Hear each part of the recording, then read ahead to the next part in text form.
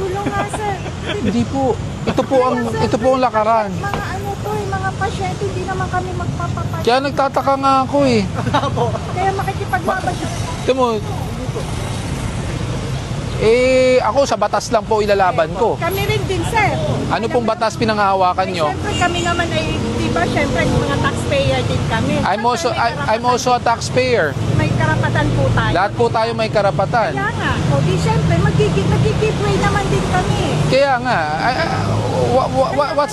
what's the purpose na makikipaglabanan tayo? Hindi naman po to gera. That's why I'm telling you, sabi ko, sa batas lang po tayo.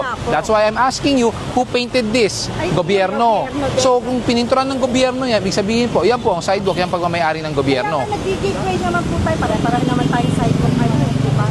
Kung magigidway po tayo, kung giveaway pag-uusapan po natin, kaya nga. Sabi nga daw po, dahil sabi ko before kasi, ito, space. Ngayon, dito nila pinapay. Kaya ayan, may mga building na nila. Under building code po kasi, may tinatawag tayong easement. So based on easement, from the highway towards your property, there should at least be 1.5 to 3 meters of sidewalk. So nasaan po yun?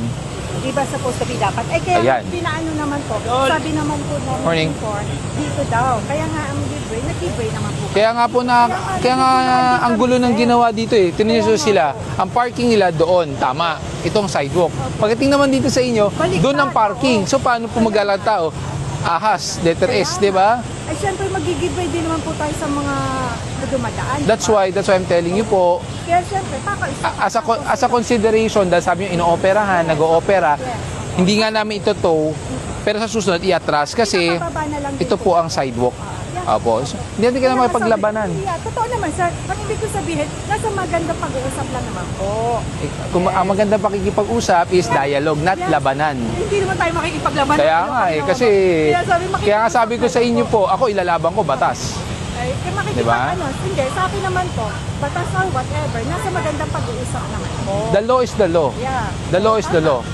Wala tayong kailangan pag-usapan sa batas. Siyempre, dapat pare-pareho din naman po kasi pare-pareho din naman tayo ng Oo, wala tayong kailangan pag-usapan din sa taxpayer. Ako, fix ang tax ko. Ay pare-pareho din naman tayo, hindi pa natin nakukuha yung pera natin, bawas na agad ng tax natin. Ay, ganun diba? po talaga. That's our obligation to the country as a citizen of this nation. Di syempre, dapat tayo mga taxpayer, dapat yung gobyerno, marunong din makipag-usap na maayos. Kaya nga po, that's why inaayos po natin, di ba? Ay, mabuti naman po, at tayo mag-maayos na mga kausap. Opo, hindi po labanan. Katulad kanina na bigla-bigla na lang nila pumutura. Napakasakit kaya po sa aming mga sakit, katulad kanina. May lisensya po kayo? Ng ano. I mean, do you drive? Yeah, pero hindi ako nagdadrive ngayon, matagal na. Matagal na. Pero may lisensya po kayo. Sige, benefit of a doubt. Baka kasi matagal na kayo hindi nagmamaneho. Medyo kailangan ng refresher sa RA 4136. Ay, hindi. Nag-ano kasi, nagdadrive turns. Ano, ako, defensive driver ako. Kaya lang, since na ma-operahan ako, hindi ako nagdadrive. Yun. So probably nga, matagal na kayo hindi nagdadrive. Baka kailangan natin i-refresh Ano ang mga batas. No worries about that. Kasi Republic Act 4136 indicates kung saan po ang bawal pumarada. And the sidewalk, I know naman. bawal. I know naman. Saka hindi naman ako nagpaparada sa sidewalk. Why? Kaya alam mo naman yung mga dumadaan dyan ng mga bata. Ay, that's good. Kayo hindi po kayo nagpa-park. Pero yung iba kasi pinaparadan, like this one. Eh kasi naman po kasi sir, pag ikaw mo lang kasi sa babae natin, isa. Yun. Kasi may bantay naman kami. Yun ang problema. Siyempre, ang problem naman ko, yun nga, kapag ganyan na. Hindi, that's why, next time, kaya nga po sabi ko, next time, isagad natin kasi ito po ang sidewalk. That's what I'm trying to explain kanina pa po. Ha? Sige, sabihan Alright. naman po. Sige po. Thank you. Thank you so much, sir. Sige po. Gabriel, go. Gabriel, Go. go. Thank you, sir. Apo, thank you. Walang helmet. Skog! Walang helmet, pakinga. Yung nasa likod, walang helmet. Yung walang helmet. Opo, alika. Ay, pahinto po muna. Kahit dyan lang po. Dito po. Tay, dito po. Dito po. Sinabi nandito eh.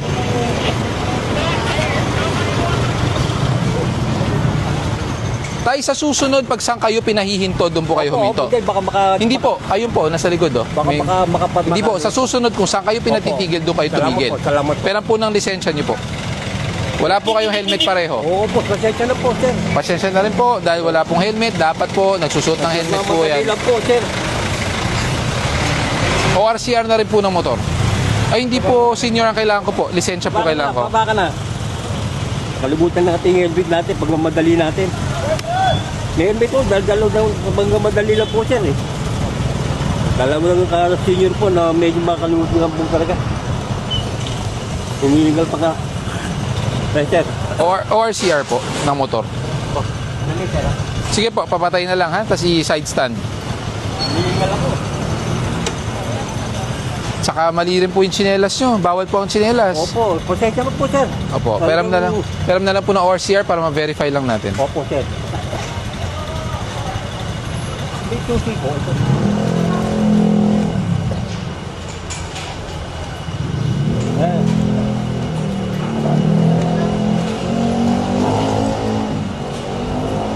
Ano oras yan? Wait, sir.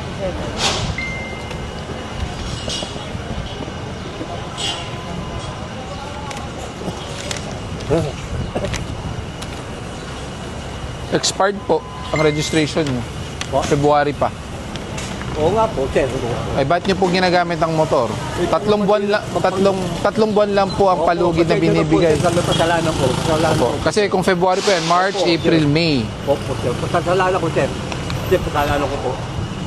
Pasensya na po, di may maulit. Opo. Hiningal po ako. Huwag po kayo ingalin. May kakasi po. Opo, relax lang po kayo. Opo. Titikitang lang naman kayo. Opo. No helmet.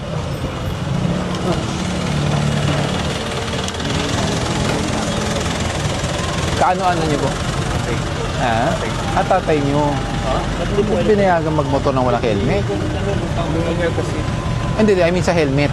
oo nga, nagamadali ka papasok na ako. Nagpa-Espanya lang. Oo, pero safety. Sasakay na yung ticket. Oo, pero safety yan eh. Makabigyan niya naman ticket, di ba? Ha? Bigyan niya ng ticket. Titikitan namin. Wala nang usapan. I'm just explaining it to you. Tama na. Oo. Dito ako umiwag. Dahil talagang Yan ang problema kasi pag pinapaliwanagan kayo, tama na, ayaw nyo na. Ay, sir. Opo. It's a problem with you eh. Oh, that's why I'm trying to explain it to you. Father mo po yan. Diba?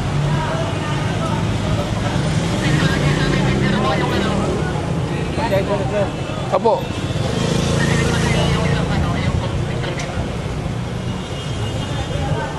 bakit kinukuha niya kami ng video for what?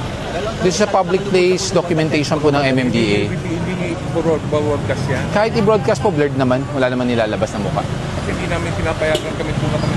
Well, it's public place so there's no such thing as data privacy. Naka-blurred naman eh, hindi naman makikita mukha eh. Wala kami. We need the consent kung ipapakita mukha nyo. Pero kung hindi naman pinapakita, we don't need the consent. Hindi namin sige kasi pumunta kami doon. Public place po kasi, ha? Morning. Ano, wala ang lisensya talaga yan.